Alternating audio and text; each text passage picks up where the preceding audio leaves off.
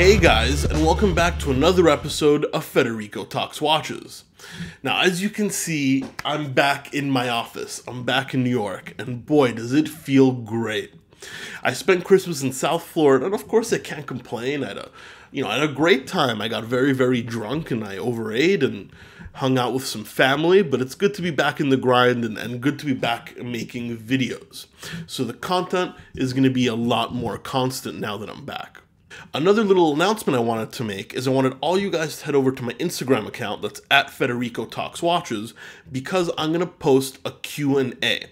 That is a video where I answer your questions. And for you to ask a question, you have to go to my Instagram, you have to follow me, and comment on the Q&A picture. That video should come out in a couple of days, so you have the opportunity to ask a question. When the Q&A is over, I'll take the picture down.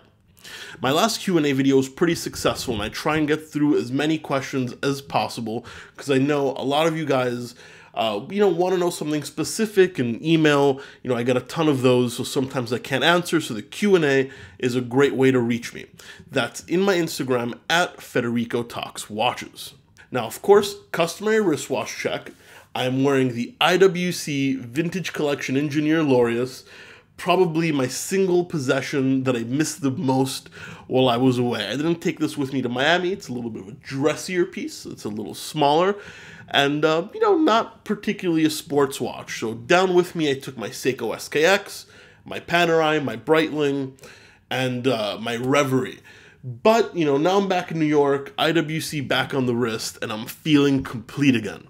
Now, today, I want to talk about my watch collection goals for the next year and what I want my ultimate next purchase to be. Now, I'm sure you guys may remember I announced I purchased a watch in Asia a few months ago, and unfortunately that fell through. No video came through on the channel. That was going to be a Patek 5146, picture right up here.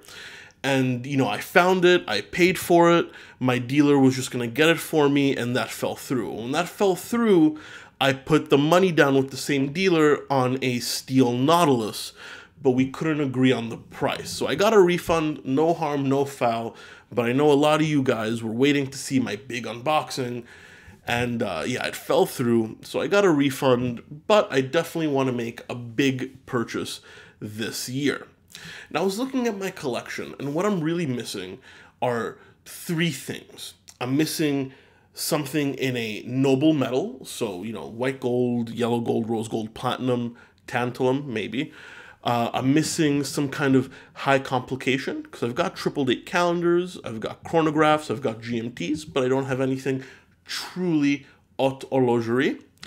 And I'm missing something by one of these, what I call Master of the Universe brands. These FP Journes, Kari Voutilainen, Christian van der Klaw, H Moser, these smaller brands that make a really limited number of watches. And of course I'm missing them because all these things are really, really expensive, particularly this last category. But these are watches I strive to own. So I was kind of looking over at my collection and I was thinking, what should I buy? So I decided to try and tick as many of these boxes as possible and get an ultimate Grail piece of mind. Now, I have a Grail as a category because I'm a very emotional buyer and collector, so I don't really have a roadmap. I kind of buy what speaks to me, and that can change constantly. So I never kind of work towards one piece. I work towards a category. So I want to get something that's as close to haute horlogerie in a precious metal and made by one of these small manufacturers as possible. And I would love to accomplish this by the end of 2017.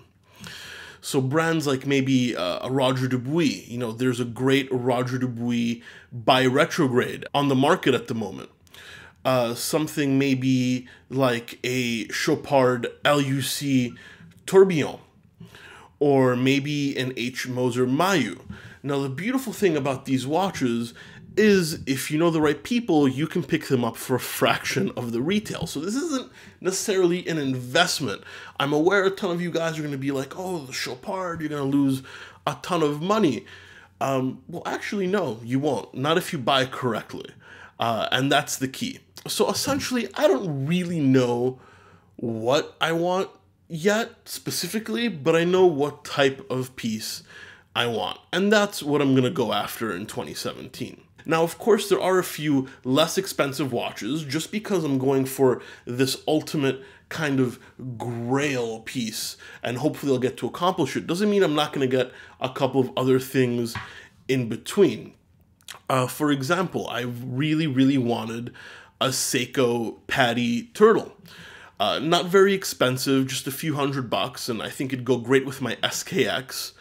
I've gotten bitten by the Seiko bug recently. I also kind of want a Sumo, and these are a few $100s, so I'll definitely be able to pick them up. But as you guys know, and I've said this before, be careful, these pieces add up. So instead of buying 4 or 5 few $100 pieces, I'd rather get one big piece. So I'm kind of deciding which of the Seiko family I'm gonna pick up. And then another watch I really want to add to my stable. Now, I don't know if this will be this year or when it's going to happen, but this is one of the few watches I've constantly wanted in my collection, is the Cartier Santos 100. Sure, it's an ETA 2892, so not the most horologically prestigious, but it's one of those iconic designs. It's very fashion forward. It's very European. Also, I started my career in watchmaking at Cartier, so there's that emotional connection there that, I'd want to own it. And I just think it's a great looking watch for the price in the used market. So I was thinking of potentially picking up a Cartier Santos 100 as well. I don't know if whether two-tone or just straight steel, but it's definitely on my list. Now, as far as selling a few watches from my collection, I don't really sell all that often. I tend to keep and hoard my collection. So I don't know if anything will leave simply because I'm kind of attached to all my watches and I like to see the collection grow. But you never know, I might get rid of 1 or 2 pieces. I'll keep you guys updated.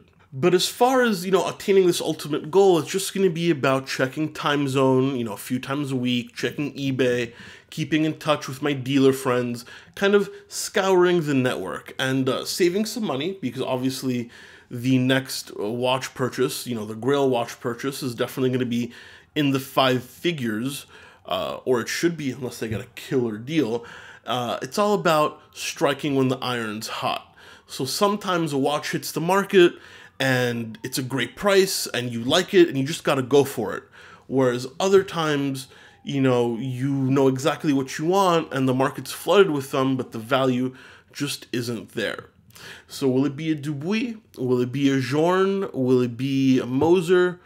I don't know, but that's definitely what I'm working towards this 2017. What are you guys working towards this 2017? Let me know your watch collection goals below.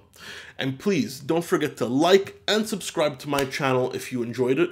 It really does help. And as I said in the beginning of this video, check me out on Instagram for some great watch-related content. So even on the days when I'm not uploading, you can get your watch fix, and that's in the description below. Thank you so much for supporting me here at the Federico Talks Watches YouTube channel. I'm back in New York, uploading again, so not that much space in between videos, back to regular schedule, and happy to do it. So thank you so much, and I'll catch you guys in the next one. Take care.